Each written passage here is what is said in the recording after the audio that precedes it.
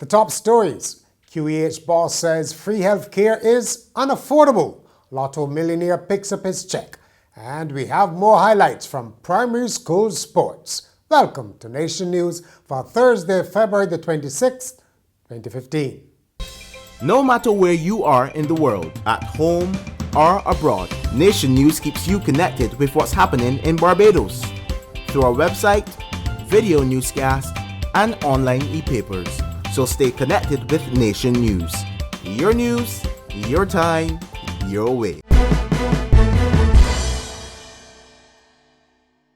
As the country debates the future financing of the public health sector, the chief executive of the Queen Elizabeth Hospital says free health care is not sustainable given the current demand for services. In a city lunchtime lecture, Dr. Dexter James said some people who used to pay for medical attention are now opting for free services and putting an additional burden on the QEH. Dr. James said it costs about $190 million to run the hospital at optimum levels, but financing falls short by more than $20 million each year. And this is a challenge really that all health systems face, and perhaps more acutely some than others, is this question between the gap between the demand for resources, the demand for services and the supply of resources. We shared earlier on the drivers of demand, the strokes, the heart attacks, driven by obesity and diabetes and hypertension. If we don't find a way now of dampening demand, it means that we're going to get to a stage, or we're nearing the stage of unsustainability of the services we provide. Gimme music seems to be a new mantra from the Ministry of Education. A senior ministerial aide says the ministry is working to ensure that more schools have music on the curriculum. Speaking ahead of a workshop for the finalists in the school's music festival, Parliamentary Secretary Senator Hattie Husbands said many primary schools still don't have dedicated music programs. All the evidence that is available suggests that schools with rigorous and active music programs perform well in all aspects of education. So this program is very important. But not only is music important for schools and education, there is greater evidence to suggest that music is important in communities.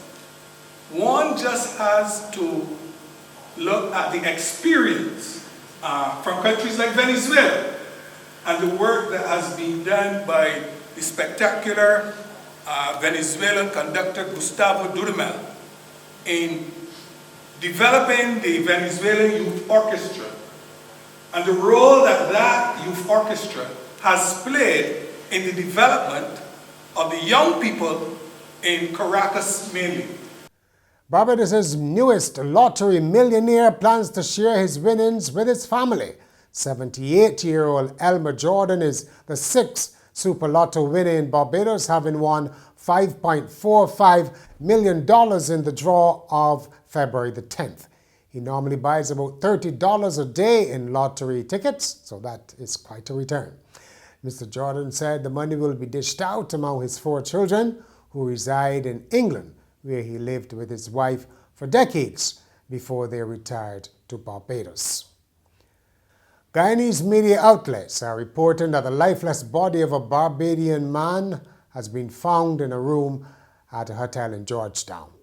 The man, who has been identified as Colin Maughan, is believed to have suffered a heart attack just hours after he checked in.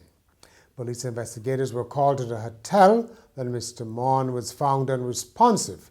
There were no marks of violence on his body. He was said to be in his 50s. At a time when the country's regulators are grappling with the planned Lime-Flow merger, a new text is out on competition law in the Caribbean. The book is written by international law professor at UWI Cave-Hill, Alina Kakzarowska, Ireland. Her Cave-Hill colleague Westman James said the book, her 18th, examines an area that is understudied.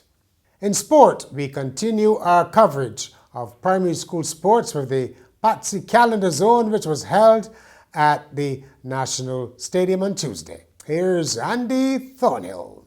After a compelling day in the Patsy Calendar Zone, Charles F. Broome and West Terrace emerged as the respective zonal champions. Charles F. Broome won the girls 161.5 points, followed by St. Stephen's 143. You might remember that St. Stephen's are the overall defending knapsack champions in the girls section.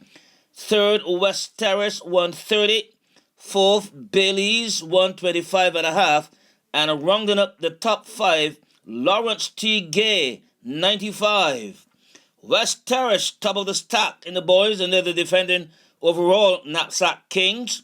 They got 170.5. Charles F. Broome 155. Milton Lynch 147. Wesley Hall 96.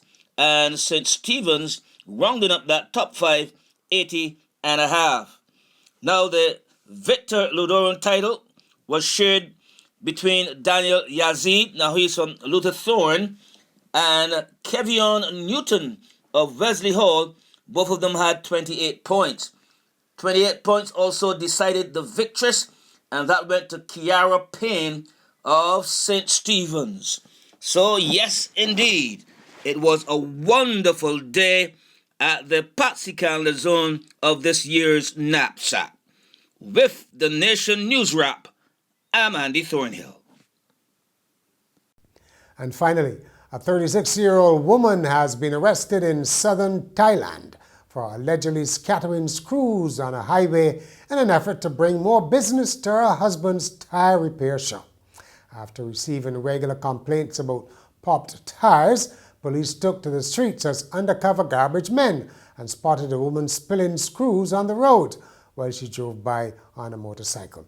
Officers arrested the woman, identified as Kasarin Chaniam, and charged her with damaging property. According to police, she said her husband's tire business had fallen on hard times and that the screws were an effort to bring in more customers. And that's Nation News for Thursday. For more, log on to nationnews.com, as well as YouTube, Facebook, and Twitter. Remember to pick up your Weekend Nation on Friday or subscribe to our e-paper.